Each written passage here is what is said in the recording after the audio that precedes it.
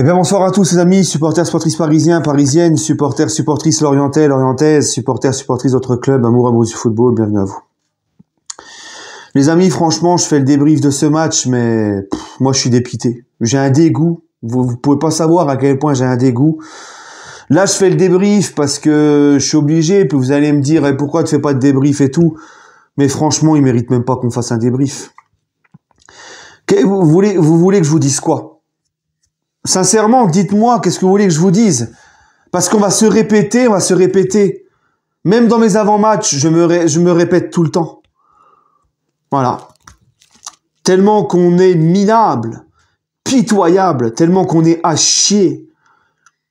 Qu'est-ce que vous voulez que je vous dise sur cette équipe? Franchement, hein? Les mecs viennent au parc. Les équipes, maintenant, elles viennent au parc.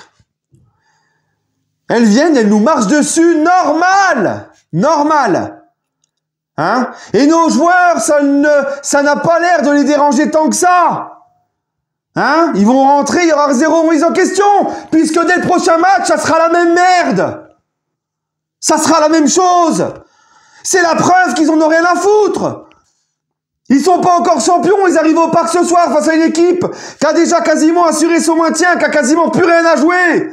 L'Europe, c'est fini pour aller la chercher pour eux, et ils ont beaucoup d'avance pour la relégation. Ils sont déjà, ça y est, Lorient a quasiment plus rien à jouer. Ils viennent au parc, ils te donnent une leçon, et nous, nos joueurs ne foutent rien. Alors qu'ils ont un titre à aller chercher. Pas d'orgueil, pas d'honneur, rien. Pas d'exigence, rien. Après le match de merde à Angers, Galtier leur a filé 4 jours de repos. Ils ont repris l'entraînement, ils ont joué vendredi, ils ont repris l'entraînement que mardi. Et il y a des supporters du PSG, quand j'ai gueulé sur ça, qui me sont tombés dessus, en mode, ouais, c'est normal, ils ont le droit d'être un peu en repos. Vous aussi, vous êtes des merdes! Vous aussi, vous êtes comme les joueurs. On a les joueurs et les dirigeants qu'on mérite. Vous n'avez aucune exigence, vous, à toujours couver les joueurs. Et vous n'avez aucune exigence, comme les joueurs, comme les dirigeants. On a les supporters qu'on mérite. Et quand toi tu gueules, quand toi tu pousses la gueulante, tu te fais mépriser par certains supporters. J'en ai encore vu un benet sur les réseaux. Il m'a dit, ouais, signe-toi heureux, on a 8 points d'avance. Rappelle-toi l'époque où on avait des pancrates et des ceci et des cela. L'année où on s'est sauvé la dernière journée de Ligue 2. Voilà ce qu'on te répond. J'en peux plus, moi. Entre les groupies de joueurs, les mecs qui défendent des joueurs parce que c'est leur idole, les mecs qui défendent des joueurs parce qu'ils sont de la même nationalité qu'eux, ou qui viennent du même patelin qu'eux, il y en a ras-le-bol de ces gens-là. Ras-le-bol. Tous, ce sont des merdes. Il n'y en a aucun qu'on doit couver ce soir. Ils me dégoûtent tous.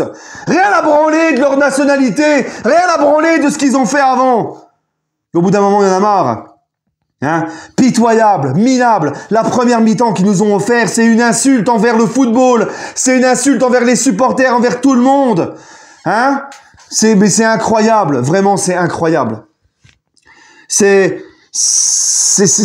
pitoyable. Et c'est pareil quand je dénonce le peu d'intensité qu'on voit dans leurs entraînements. On me dit, ouais, mais t'as qu'à être coach. Ouais, mais t'as qu'à y aller, toi, t'entraîner avec eux. Voilà ce que t'entends. Et ils ont quoi à dire, ces gens-là qui couvrent H24 ces chèvres? Hein? Oui, ce sont des chèvres. Parce qu'ils marchent sur le terrain et ils broutent! Ils broutent la pelouse! C'est tout ce qu'ils savent faire. Moi, je n'en peux plus. Je n'en peux plus, vous voulez que je vous dise quoi? Je vais me répéter encore et encore. Marseille, s'il gagne ce soir, ils viennent à 5 points. Si Lens gagne cette semaine, ils viennent à 6 points. Il reste 5 journées. Non, le titre, il n'est pas acquis. Je fais que de le dire. Et ça aussi, quand je le dis, j'en prends plein la gueule. Moi, j'en peux plus, les amis. Personnellement, moi, j'en peux plus. Là, c'est Hakimi, les gars. Hakimi, c'est pareil. Il te met dans la merde à 20 minutes. En 20 minutes, il fait 2 fautes grossières et il prend un carton rouge. Hakimi, j'en ai ma claque. Je le dis, je le répète. Qu'est-ce que Achraf Hakimi apporte plus au PSG qu'un vulgaire Thomas Meunier? Quoi de plus? Dites-moi ce que Hakimi apporte plus que Meunier au PSG. Dites-moi! Dites-moi! J'ai encore vu les nationalistes là, les Marocains, le FC Consulat, le Passeport Football Club, qui le défendent juste parce qu'il est marocain comme eux. qui nous disent « Ouais, non, mais Hakimi est trop fort, arrêtez, regardez les matchs !» Ben, je les regarde, ils montrent rien. Ils montrent rien, les gars. Les gens, ils sont là, c'est de la faute à Messi, il ne fait pas de passe. Mais dès qu'il a le ballon, la deuxième faute qu'il fait Hakimi, c'est une perte de balle de sa part, il perd le ballon comme une daube. Hakimi, au PSG, en 2 ans, il n'y a que 3 bons mois. Les 2 premiers mois qu'il a fait, et son bon mois de Coupe du Monde avec le Maroc. Même pas avec le PSG. Hakimi, palmarès au PSG, j'ai été bon avec le Maroc à la Coupe du Monde. Au bout d'un moment, ça suffit.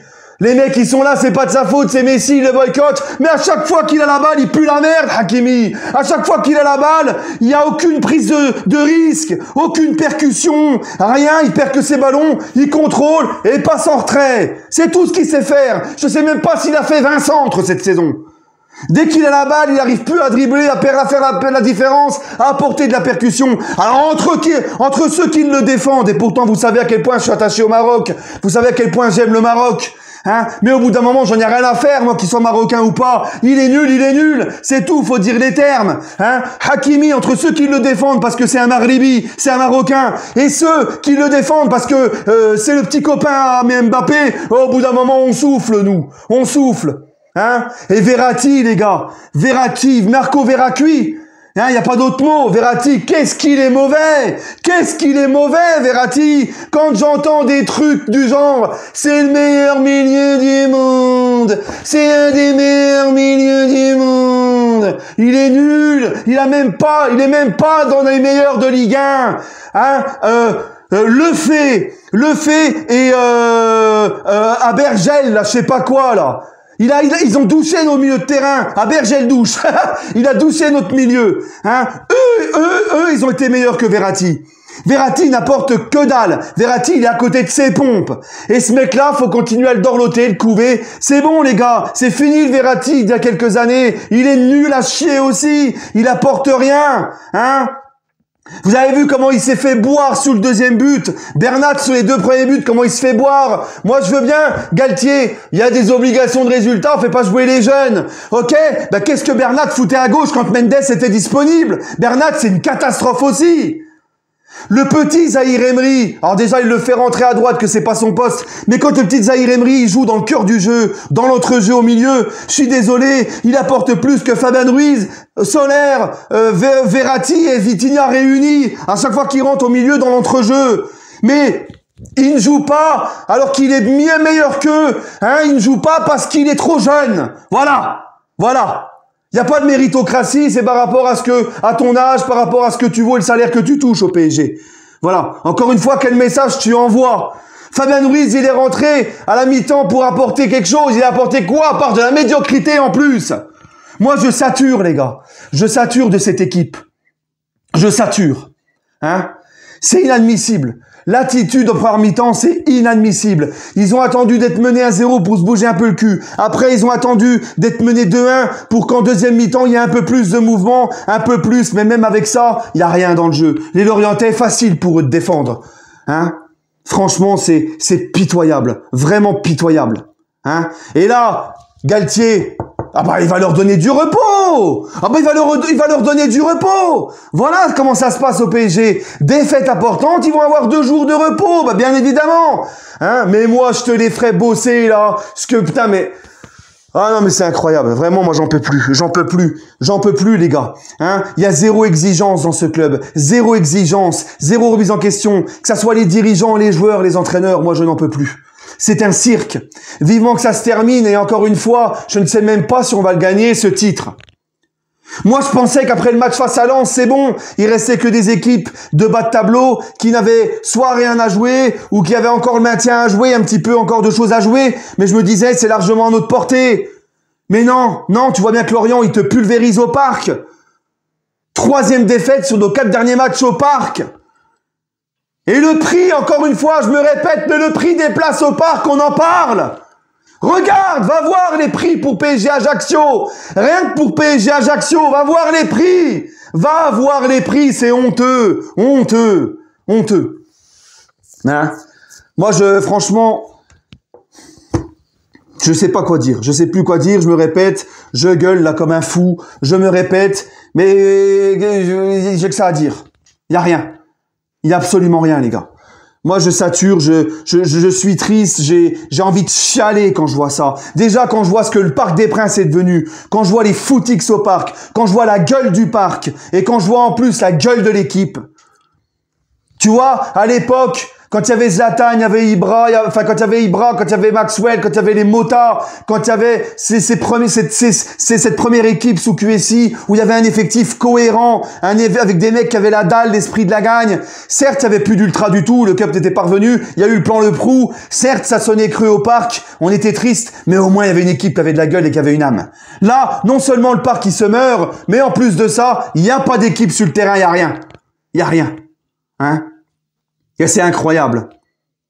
Bref, moi j'ai rien d'autre à dire. J'ai fait le tour là. J'ai plus rien d'autre à dire. Voilà. Bref, allez, prenez soin de vous et bonne soirée. Hein.